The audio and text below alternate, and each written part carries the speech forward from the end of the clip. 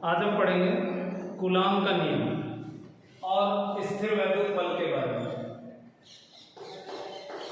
आज का हमारा टॉपिक है स्थिर वैद्युत बल तथा कूलाम का नियम।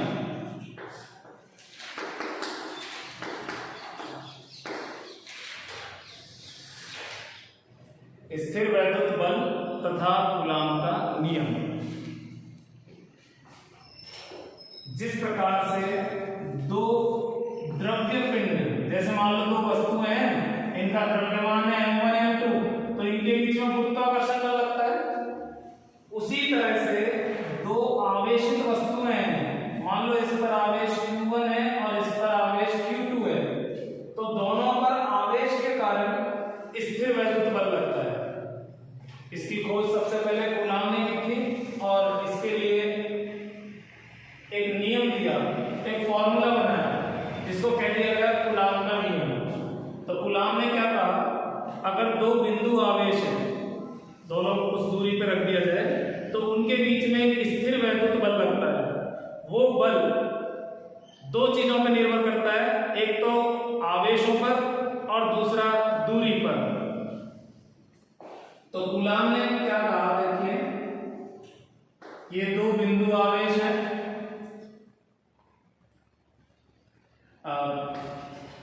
ये Q1 और ये Q2, दो अलग अलग आवेश हैं, चिन्ह कोई से भी हो सकते हैं। इनके बीच की दूरी है r,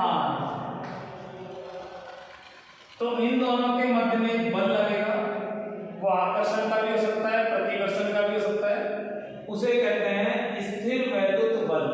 तो स्थिर वैद्युत बल की परिभाषा हो गई दो स्थिर आवेशों के मध्य लगने वाला बल, दो आवेशों के मध्य लगने वाला बल, उसे कहते हैं स्थिर वैद्युत बल। और कूलाम का नियम क्या होगा कि दो स्थिर बिंदु आवेशों के मध्य, एक तो ये शब्द आना जरूरी है स्थिर, और दूसरा बिंदु आवेश। बाद में बताऊंगा मैं क्या कारण है इसका। तो इसका नियम यह है, दो स्थिर बिंदु आवेशों के मध्य लगने वाला स्थिर वैद्युत बल का मान, बल को हम F से दर्शा देंगे, बल का मान दोनों आवेशों के गुणनफल के समानुपाती, ये जो दोनों आवेश हैं इनके गुणनफल के समानुपाती और इनकी मध्य की दूरी के यानी कि r के वर्ग के व्युत्क्रमानुपाती होता है। कहने का मतलब यह है, अगर इनमें से किसी भी आवेश को बढ़ाएंगे तो ये ऊपर की तरफ है तो F का मान बढ़ेगा। अगर किसी भी, अगर मान लो दोनों को बढ़ाते हैं तो दोनों गुना हो जाएंगे तो और ज्यादा फर्क पड़ेगा। अगर इनके बीच की इस दूरी को बढ़ाते हैं तो दूरी बटे में है, दूरी बढ़ाने पर F कम हो जाएगा। तो ये चीज कूलाम ने प्रयोगों द्वारा निकाली थी। प्रयोगों द्वारा किसने क्या किया, आवेश को दुगना किया। इसने देखा कि आवेश को दुगना करने पर बल दुगना हो गया, फिर आवेश को 3 गुना किया तो बल भी 3 गुना हो गया। ऐसे इसने दूरी के साथ भी कई प्रयोग किए। दूरी को दुगना किया तो बल सीधा 1/4 गुना हो गया, क्योंकि इसका स्क्वायर है। तो इस हिसाब से इसने हिसाब लगा दिया कि जो बल है, स्थिर वैद्युत बल है, वो दोनों आवेशों के गुणनफल के समानुपाती होता है और इनके मध्य की दूरी के वर्ग के व्युत्क्रमानुपाती होता है। तो इसी को कह दिया कूलाम का नियम। फिर कूलाम ने समानुपाती हटाकर एक बराबर लगाया। जब समानुपाती हटाकर बराबर लगाते हैं तो एक कांस्टेंट आता है। तो यहाँ जो कांस्टेंट आता है वो आता है 1/4 पाई। ये सब तो आप जानते हो। एक नया चिन्ह और है, ये इसको पढ़ते हैं एप्सिलॉन, इसको पढ़ते हैं एप्सिलॉन। ग्रीक भाषा से लिया है, जहां से पाई, अल्फा, बीटा ये शब्द आए, ये अक्षर है, वहीं से एप्सिलॉन लिया है। तो एप्सिलॉन इससे पहले कहीं यूज नहीं होता, तो आपके लिए फर्स्ट टाइम यूज हो रहा है।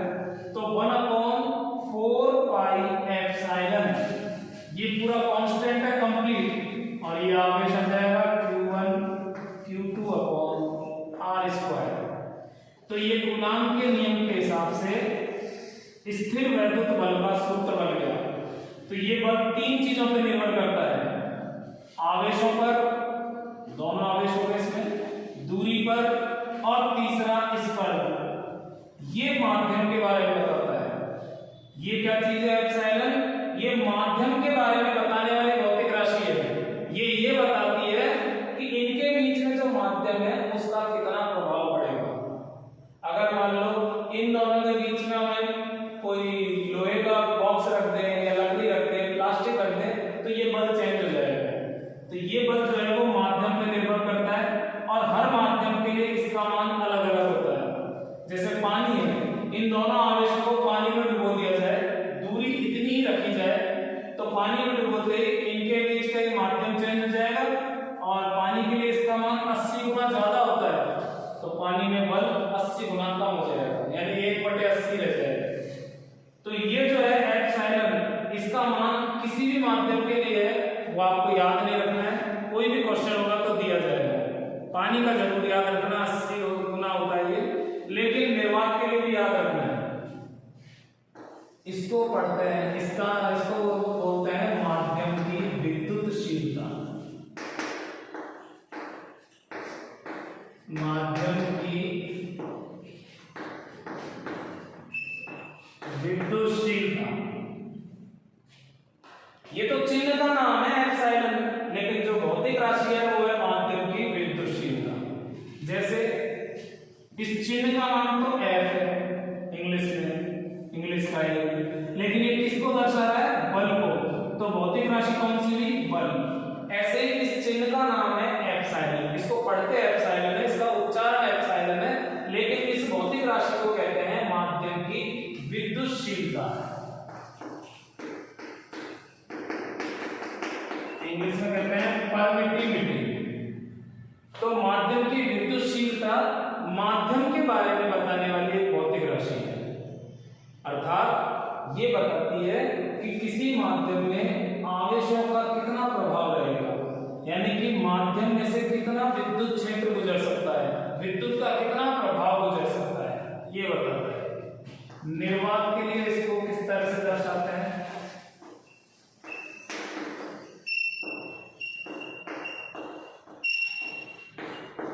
निर्वात की जो विद्युतशीलता है उसको एप्सिलॉन के साथ 0 लगा के व्यक्त कर देते हैं। निर्वात मतलब कुछ भी माध्यम नहीं है, खाली जगह है।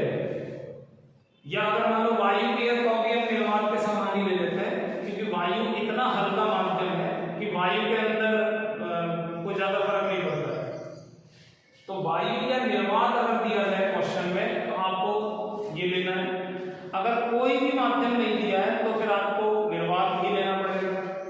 तो इसका मान कितना होता है? एप्सिलॉन 0 का मान, इसको एप्सिलॉन 0 या एप्सिलॉन नॉट पढ़ते हैं इसे।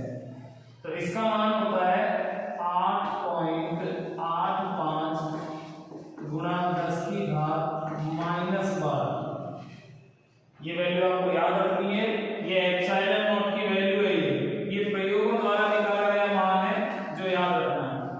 तो ये इसका मान है अगर निर्वात है तो, अगर कोई माध्यम है तो फिर इसका मान अलग अलग होगा, वो हमें याद नहीं रखना है। अब ये भौतिक राशि है तो यहाँ मात्रक भी आना चाहिए। अब मात्रक हम इसी से बनाएंगे, इसको इधर ले जाते हैं एप्सिलॉन को, और इसकी जगह F को ले आते हैं, इसको इधर ले लेते हैं और इसको इधर, Q1 Q2/r²। अब इन दोनों का तो कोई मात्रक होता नहीं, इसका मात्रक बल है तो बल का मात्रक न्यूटन, दूरी का मात्रक मीटर स्क्वायर, और ये दोनों आवेश है तो इसका मात्रक कूलम, इसका मात्रक कूलम, तो ये हो जाएगा कूलम स्क्वायर। तो मात्रक यहां से बन जाएगा कूलम स्क्वायर, C कैपिटल में रखेंगे, बटे में आएगा न्यूटन, N कैपिटल में आएगा, और मीटर स्क्वायर। ये हो गई एप्सिलॉन नॉट की वैल्यू मात्रक सही। तो मात्रक रटना नहीं है, आपको एक फॉर्मूला पता होना चाहिए, बस फॉर्मूले से बना लोगे। अगर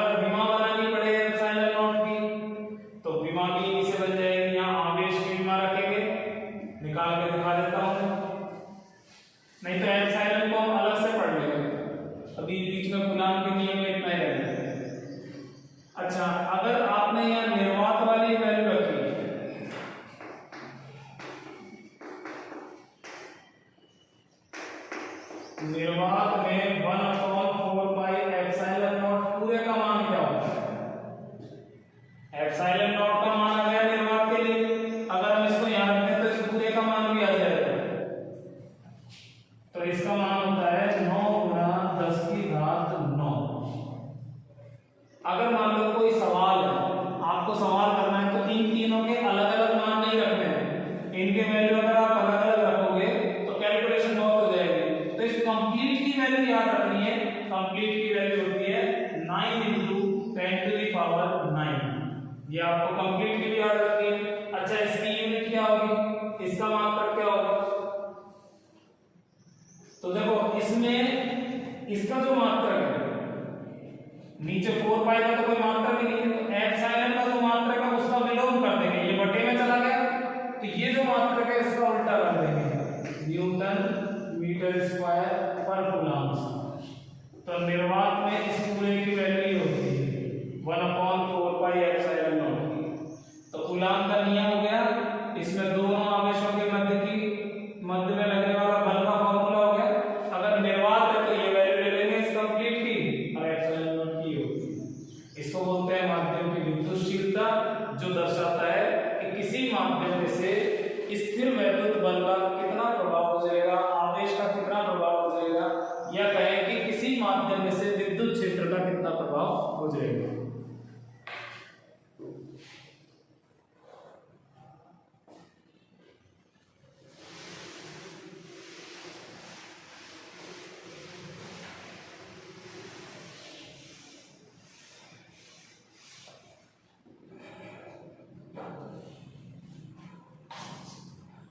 अब हम कूलम्ब के नियम की सहायता से एक कूलम्ब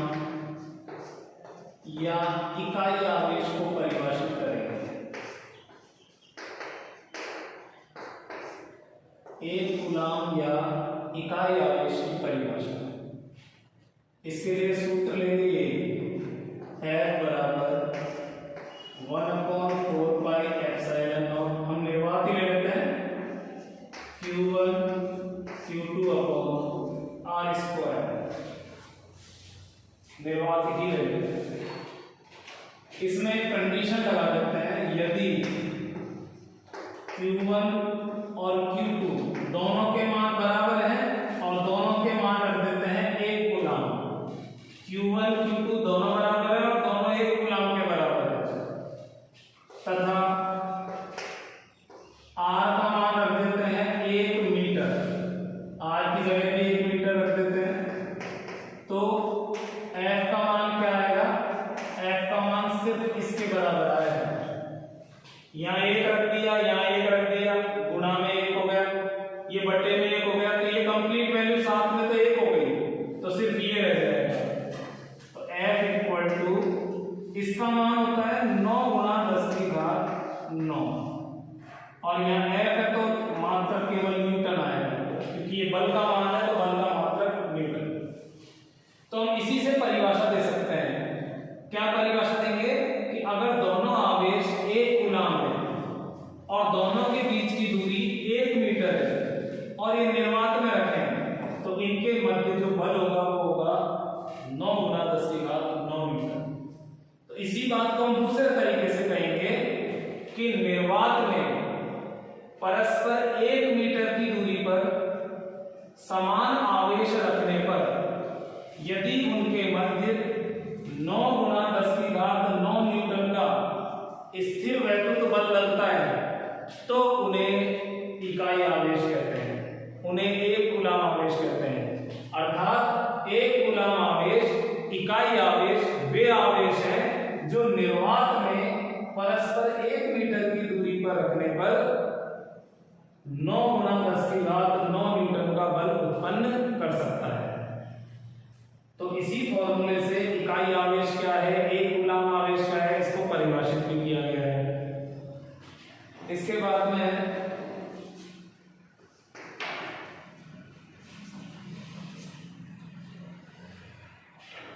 विद्युतशीलता को अलग से और देखो।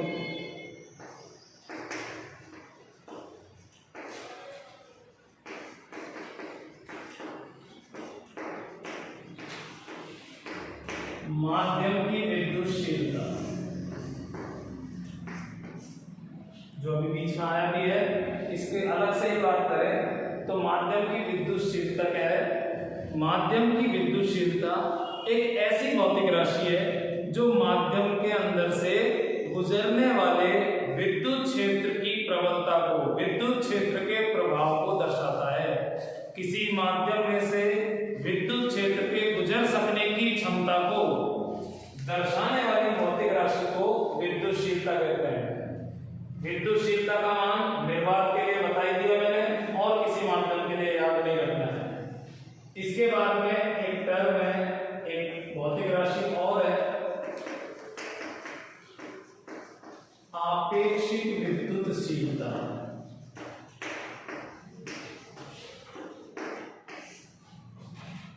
इसको इंग्लिश में कहते हैं रिलेटिव परमिटिविटी।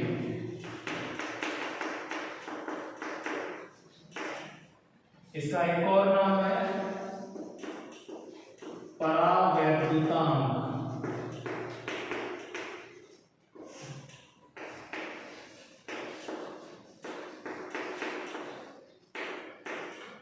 Dielectric constant. अब देखो विद्युतशीलता को मिलते हैं एप्सिलॉन, और आपेक्षिक में आर आ रहा है तो आर लगा दिया। तो विद्युतशीलता को तो केवल एप्सिलॉन से व्यक्त किया है, और एप्सिलॉन के साथ 0 लगाते हैं तो वो माध्यम की हो गई। लेकिन अगर एप्सिलॉन के साथ आर लगा दिया तो वो अलग भौतिक राशि हो गई, वो कहलाएगी आपेक्षिक विद्युतशीलता। इसको कैपिटल के से भी व्यक्त करते हैं। परावैद्युतांक भी आएगा आगे, परावैद्युत माध्यम वगैरह सेकंड चैप्टर में आएगा। तो इसको कैपिटल के से व्यक्त करते हैं। दोनों का मतलब सेम ही है, एक ही चीज है दोनों। तो इसकी क्या परिभाषा है और क्या सूत्र है? तो सूत्र याद है तो परिभाषा लिख सकते हैं। मान लो किसी माध्यम की विद्युतशीलता है ये, और निर्वात की विद्युतशीलता को लिखते हैं एप्सिलॉन 0। तो ये जो अनुपात है इसी को कहते हैं आपेक्षिक विद्युतशीलता। तो इसको हम दो तरह से बोल सकते हैं, किसी माध्यम की विद्युतशीलता और निर्वात की विद्युतशीलता का अनुपात उस माध्यम की आपेक्षिक विद्युतशीलता कहलाता है। या ऐसे कह सकते हैं, निर्वात के सापेक्ष किसी माध्यम की विद्युतशीलता को आपेक्षिक विद्युतशीलता कहते हैं। क्योंकि ये निर्वात है, निर्वात का भाग लग रहा है यहाँ, तो निर्वात के सापेक्ष हो गई है। निर्वात के सापेक्ष किसी माध्यम की विद्युतशीलता को आपेक्षिक विद्युतशीलता कहते हैं। अच्छा, इसका मात्रक होता है, यानी कि इसका मात्रक होगा और इसका भी होगा, दोनों का मात्रक होगा। लेकिन यहाँ अनुपात बन गया, इसका मात्रक इसके मात्रक से कट जाएगा, तो इसका कोई मात्रक नहीं होगा। तो ये मात्रकहीन है, मात्रकहीन या विमाहीन, कुछ भी करें, ना तो मात्रक ना कोई विमा। तो एप्सिलॉन आर की कोई विमा नहीं होती है। अच्छा देखो एक चीज और, जो आपेक्षिक शब्द लगता है, केवल आपेक्षिक वेग को छोड़ दो बस, जो कि 11th के टॉपिक है ये आपेक्षिक वेग, इसका मात्रक तो होता है, लेकिन बाकी चीज है जैसे आपेक्षिक त्रुटि, आपेक्षिक घनत्व, तो जिसमें भी आपेक्षिक आ जाता है ऐसे, तो वो विमाहीन है, क्योंकि उनमें क्या है, अनुपात निर्वात से तुलना हो जाती है। तो इसको हम कहते हैं आपेक्षिक विद्युतशीलता या परावैद्युतांक। एप्सिलॉन आर के कुछ मान हैं जो आपको याद रखने हैं।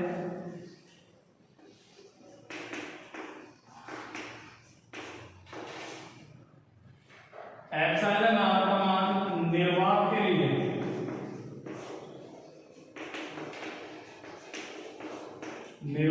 लिए एप्सिलॉन आर का मान 1 होता है।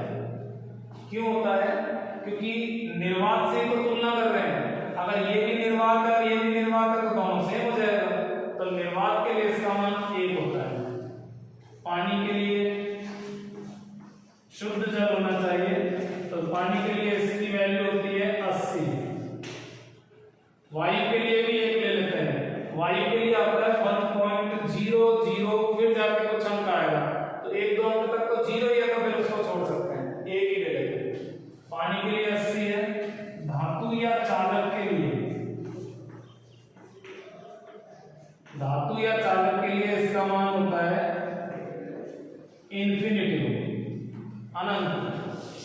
तो न्यूनतम वैल्यू हो गई, अधिकतम वैल्यू हो गई। और एक जल क्या है, व्यवहारिक पदार्थ है, दैनिक जीवन में इससे संबंधित काफी जानकारी आपको आनी चाहिए, तो इसके लिए याद रख सकते हो, फिर भी क्वेश्चन में दिया रहता है। तो ये एप्सिलॉन आर के कुछ मान है, इनके साथ में मात्रक नहीं लगते हैं, मात्रकीय और विमायन राशियां ये। तो ये हो गए आपेक्षिक विद्युतशीलता के बारे में।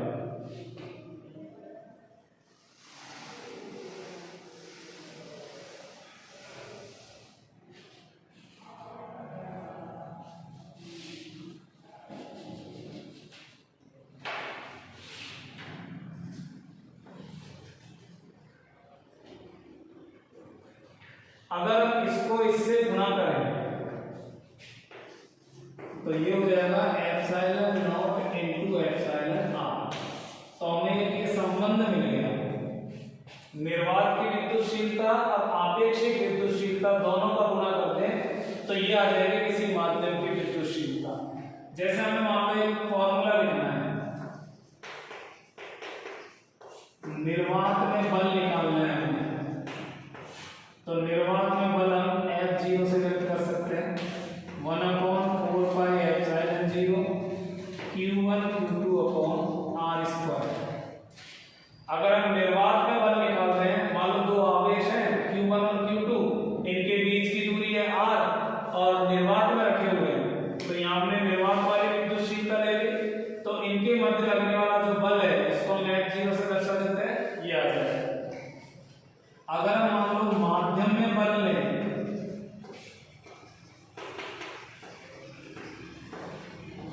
निर्वात वाले बल को हमने F0 मान लिया, माध्यम वाले बल के साथ m लगा देते हैं, m का मतलब है मीडियम। तो अगर कोई माध्यम है तो माध्यम के लिए ये फॉर्मूला लिखेंगे 1/4 pi epsilon Q1 Q2 upon R square.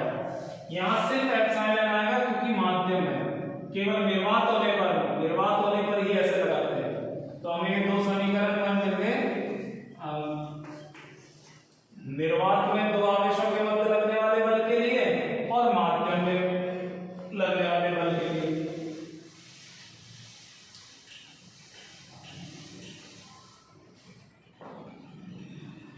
अब हम डिवाइड कर देते हैं, समीकरण 1 में समीकरण 2 का भाग देते हैं, तो बाईं तरफ इसमें F0 है और समीकरण 2 में Fm, दोनों आ जाएंगे F0 अपॉन Fm।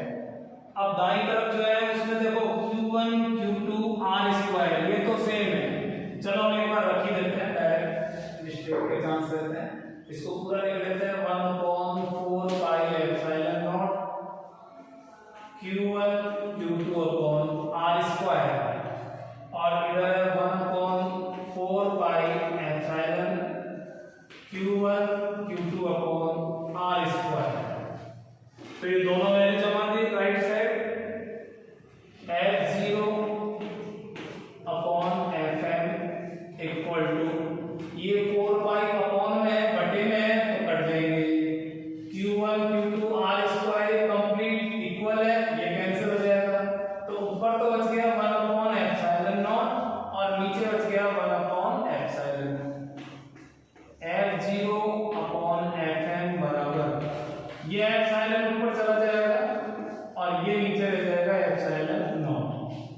और अभी हमने पढ़ा है कि एप्सिलॉन अपॉन एप्सिलॉन नॉट ये होता है एप्सिलॉन आर, आपेक्षिक विद्युतशीलता या परावर्तकांक। तो F0 upon Fm equal to, इसकी जगह हम लिख देंगे एप्सिलॉन आर। तो एप्सिलॉन आर का एक सूत्र तो ये हो गया जो परिभाषा के साथ हमने शुरू में पढ़ा था, और एक फॉर्मूला ये भी हो गया। तो एप्सिलॉन आर को हम ऐसे भी परिभाषित कर सकते हैं कि निर्वात में दो आवेशों के मध्य बल तथा माध्यम में दो आवेशों के, उन्हीं आवेशों के मध्य बल का अनुपात, यहां से भी हम परिभाषित कर सकते हैं, निर्वात में दो आवेशों के मध्य बल और माध्यम में उन्हीं आवेशों के मध्य बल का अनुपात, इसे कहते हैं आपेक्षिक विद्युतशीलता। तो इस प्रकार से हम एप्सिलॉन आर को यहां से बल डिस्कस कर सकते हैं।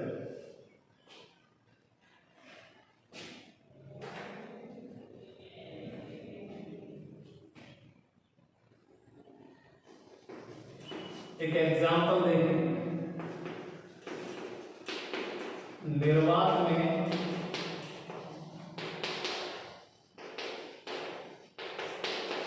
दो आवेशों के मध्य 20 न्यूटन का बल है, तो उस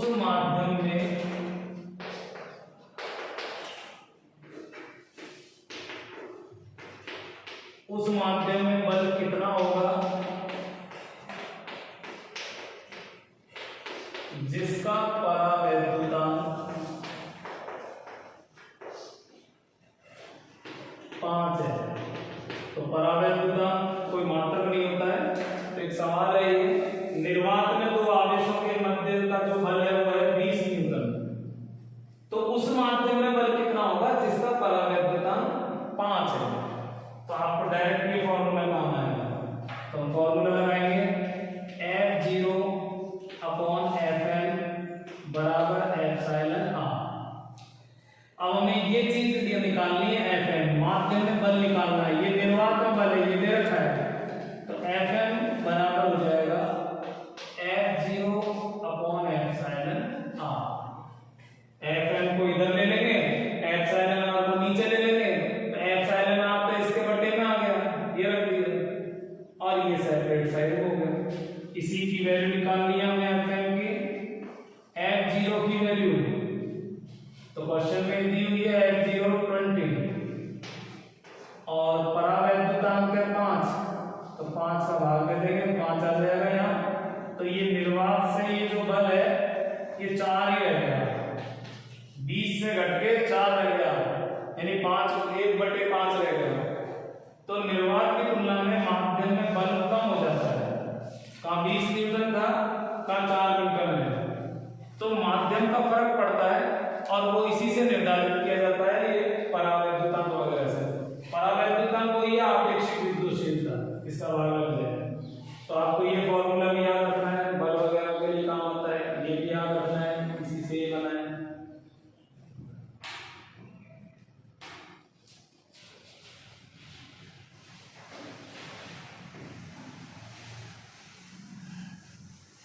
अगर हम स्थिर वैद्युत बल का सूत्र लिखते हैं तो निर्वात के लिए तो ऐसे लिख ही देते हैं, और माध्यम के लिए या तो ऐसे लिखेंगे या ऐसे भी लिख सकते हैं 1/4 पाई एप्सिलॉन। एप्सिलॉन की जगह आएगा epsilon not into epsilon r, epsilon not into epsilon r, q1 q2 upon r²। तो अगर मान लीजिए निर्वात है तो 4 पाई एप्सिलॉन नॉट और माध्यम है तो 4 पाई एप्सिलॉन नॉट, तो आ ही रहा है ये और साथ में लगा देते हैं। तो आप डायरेक्ट ऐसे भी लिख सकते हो कि माध्यम आते ही ये साथ में आ जाएगा इस गुणा में नीचे की तरफ। तो इस तरह से भी लिख सकते हैं माध्यम में, माध्यम की विद्युतशीलता।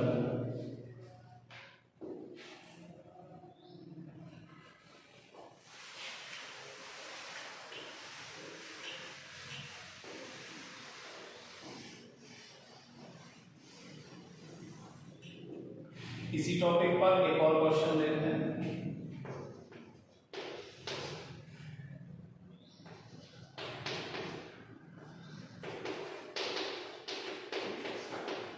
दो आवेशों के मध्य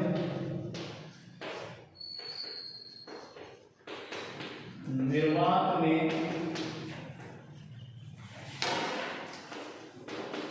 10 न्यूटन का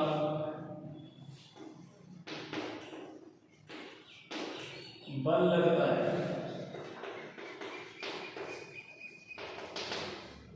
दो आवेश हैं, निर्वात में रखे हुए हैं और उनके बीच में 10 न्यूटन का बल लगा है। यदि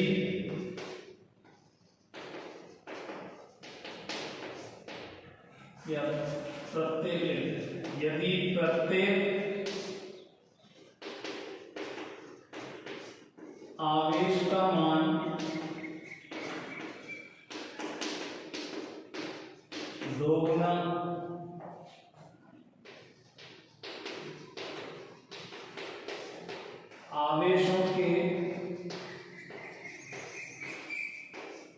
मध्य की दूरी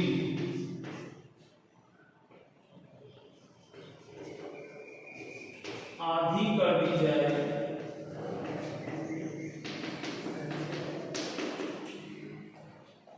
तो बल कितना हो जाएगा।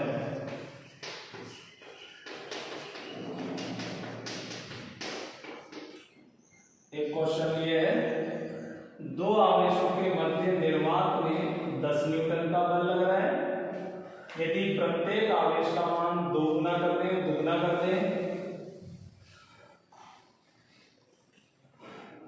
तथा आवेशों के मध्य की दूरी आधी कर दी जाए तो बल कितना हो जाएगा। तो मान लेते हैं दो आवेश है, वो Q1 और Q2 है, तो प्रारंभ में बल कितना लगेगा।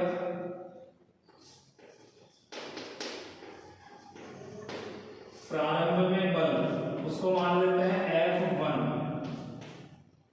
जो शुरू में बल लग रहा है उसको F1 मान लेते हैं। फॉर्मूला हो जाएगा 1/4 पाई एप्सिलॉन नॉट।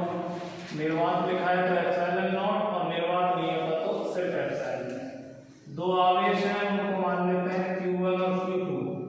अलग अलग भी हो सकते हैं, इसमें ऐसा कुछ नहीं कहा है क्वेश्चन में कि समान है आवेश, तो हम अलग अलग ले लेते हैं Q1 Q2, और इनके बीच की दूरी मान लेते हैं R स्क्वायर। हमने ले लिया दोनों आवेशों का मान Q1 Q2, बीच की डिस्टेंस R, तो इनके बीच में जो शुरू में बल लगेगा F1 वो इस फॉर्मूले से इस तरह से निकलेगा। हालांकि F1 का मान दिया है 10 न्यूटन, इसकी वैल्यू दी है, लेकिन बाद में रखेंगे इसे। बाद में बल कितना हो जाएगा इसको भी निकालना है। चलो मान लेते हैं बाद में जो बल है वो F2 हो जाता है। ये निकलेगा किस तरह से 1/4 पाई एप्सिलॉन नॉट Q1 और Q2। तो इसमें क्वेश्चन में कह रहा है कि प्रत्येक आवेश का मान दो गुना करना है, मतलब Q1 को भी दुगुना करना है और Q2 को भी दुगुना करना है। तो Q1 की जगह अब रखेंगे 2Q1, और Q2 को भी दुगुना किया है तो इसकी जगह 2Q2 बटे में। ये कह रहे हैं आवेशों के मध्य की दूरी आधी कर दी जाए। अगर पहले दूरी R है तो अब लेनी पड़ेगी R/2, पहले से आधी हो गई और स्क्वायर। F2 बराबर 1/4 पाई एप्सिलॉन नॉट, ये 2 दूनी 4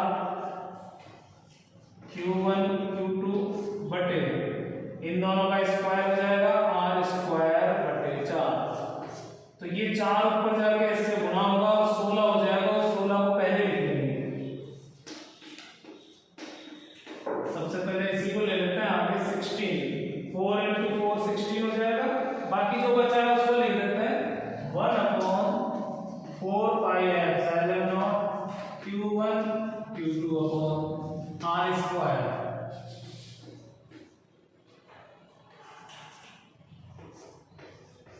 इक्वेशन सेकंड। तो पहले जो फोर्स लग रहा था F1 वो ये था, बाद में ये, दोनों को कंपेयर कर लेते हैं। या तो डायरेक्ट इसकी जगह F1 रख सकते हैं, हमें डिवाइड कर देते हैं। समीकरण 2 डिवाइड बाय फर्स्ट। तो इक्वेशन सेकंड को इक्वेशन फर्स्ट से डिवाइड कर देते हैं। तो इक्वेशन 2 पहले 2 लिखा है तो इसकी चीजें ऊपर आएंगी। F2 पहले लिखेंगे और बटे में और दाईं तरफ इसमें 16 आएगा, बाकी ये कंप्लीट सेम है तो ये कैंसिल हो जाएगा, डायरेक्ट काट सकते हैं इसे। तो ये 16 आ गया, तो F2 बराबर 16 F1, और यानी कि जो बल है वो 16 गुना हो गया। F1 का मान नहीं देता और कह देता बल कितने गुना हो जाएगा, तो आंसर हो जाएगा 16 गुना हो जाएगा। लेकिन मान दिया है पहले वाले बल का 10 न्यूटन, तो यहाँ 10 रख देंगे, ये हो जाएगा 160 गुना। तो इस तरह से हम एक क्वेश्चन इस तरह से होता है इसमें, जिसमें आवेश में दूरी में इनमें चेंज करके उस आधार पर ले सकते हैं। तो किसी भी माध्यम में अब ये तो हमने माध्यम चेंज नहीं किया है, अगर इसमें क्वेश्चन में कह देता कि माध्यम भी चेंज कर देते हैं, अगर इसमें ये इंक्लूड कर दिया जाए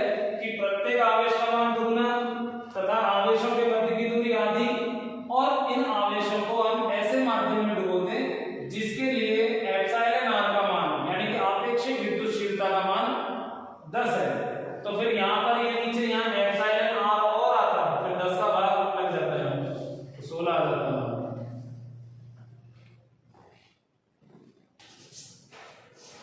एक और क्वेश्चन देखिए,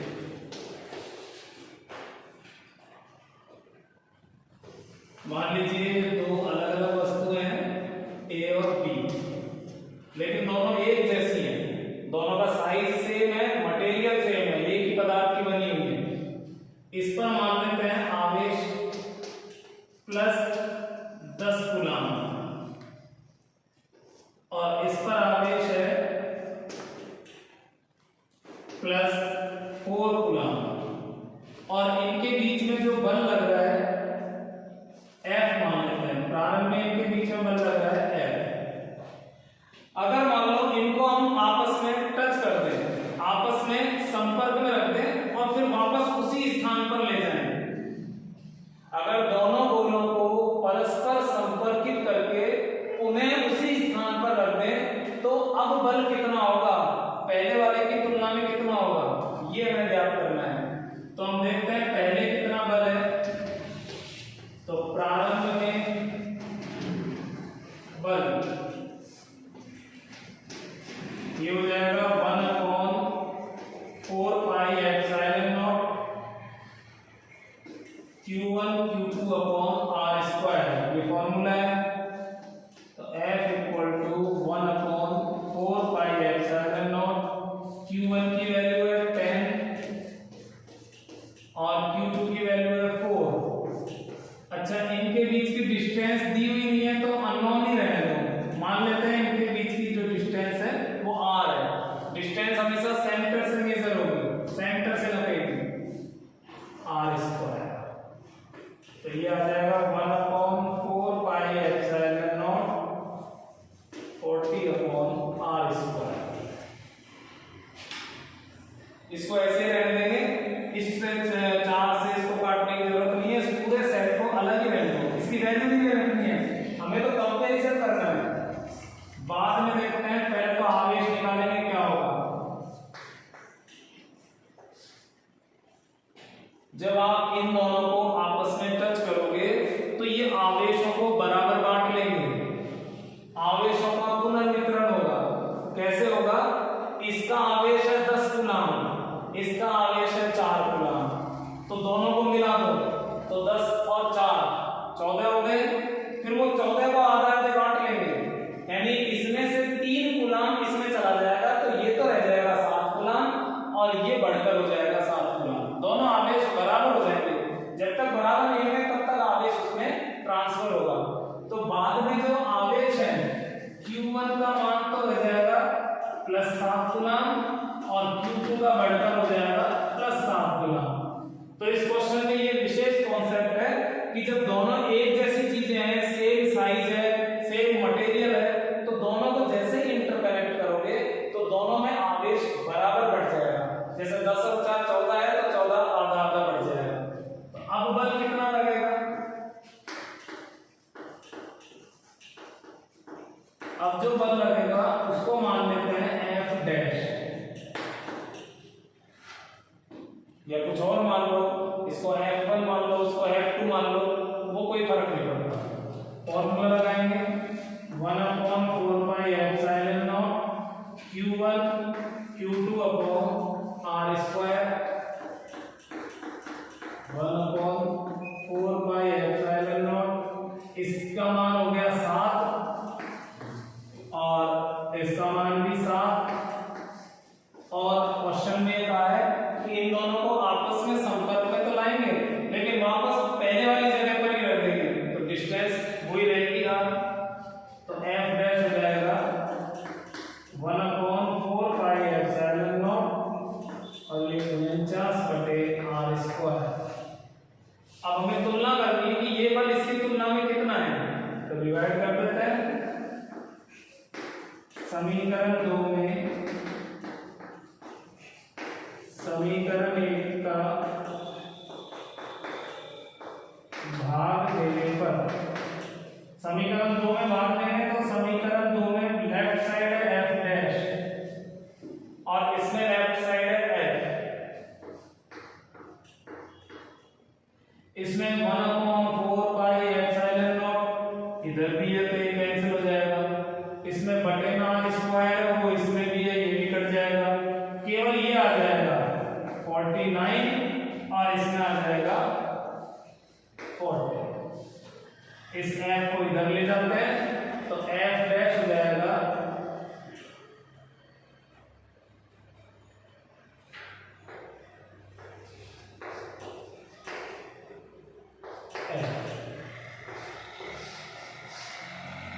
यानी पहले जो बल F था वो बल बाद वाला जो बल है उसका 49/40 गुना हो गया। तो ये वैल्यू 1 से बढ़ी है तो पहले से बढ़ गया आवेश, वो बल बढ़ गया। क्यों बढ़ गया? क्योंकि आवेशों का पुनर्वितरण हो गया, आवेश ही चेंज हो गए। तो इस तरह के क्वेश्चन भी है एनसीईआरटी में दिए हुए हैं, एक आध क्वेश्चन ऐसे भी। तो कूलाम का नियम हो गया, आज इस क्लास में कूलाम का नियम कंप्लीट हो गया। कूलाम के नियम पर आधारित 2-3 तरह के सवाल किए हैं। एक सवाल देखो जिसमें सिंपल कितने गुना हो जाता है दूरी वगैरह, और एक इस तरह का क्वेश्चन जिसमें आवेशों का पुनर्वितरण होता है। इसमें एक विशेष चीज ध्यान रखना, अगर कोई आवेश माइनस का है तो जब हम जोड़ेंगे तो माइनस सहित जोड़ेंगे, जैसे +10 और -4, +10 और -4 टोटल रहेगा ये प्लस का 6। अब 6 का बंटवारा होगा, यानी कि बाद में जो आवेश है वो चेंज होके एक में +3 और दूसरे में +3, ताकि टोटल 6 रह सके प्लस का। तो अगर आवेश माइनस का है तो आपको चिन्ह सहित जोड़ना है। अगर मान लो एक में आवेश +10 है, दूसरे में -10 है, तो जैसे ही टच करोगे तो +10 से -10 बिल्कुल 0 हो जाएगा, तो बाद में बल ही नहीं बचेगा। तो इसलिए चिन्ह सहित करना है। तो आपके इस क्वेश्चन में इसको कहते हैं आवेश पुनर्वितरण पर आधारित सवाल हो गए। कूलाम का नियम तो लग ही रहा है, लेकिन आवेश पुनर्वितरण पर भी आ जाएगा। तो आज हम इस क्लास में इतना ही पढ़ेंगे। आज के लिए एनफ है, बाय।